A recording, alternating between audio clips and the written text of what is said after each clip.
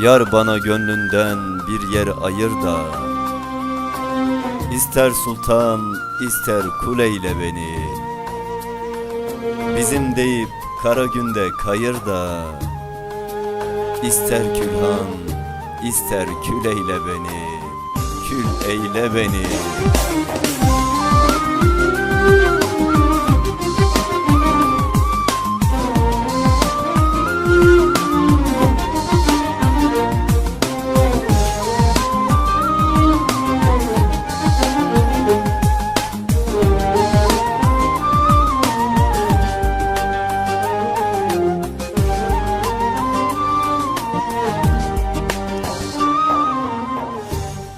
Resmetsem cemalim gönlüme ne ola, bütün hücrelerim aşkınla dola. Koku saçsam her gün geçtiğin yola, İster bağban ister gül eyle beni. Aşkımı meşkimi senden alayım, sana nispet ile şeref bulayım. Yeter ki senin bir parçan olayım, İster kaftan ister çul eyle beni, İster kaftan ister çul eyle beni.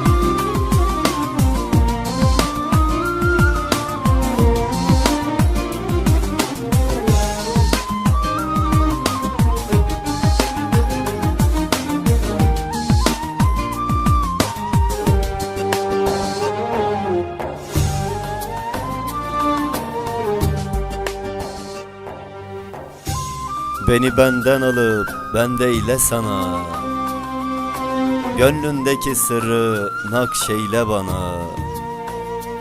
İhsan yağmurların yağsın da cana, İster umman ister göl eyle beni.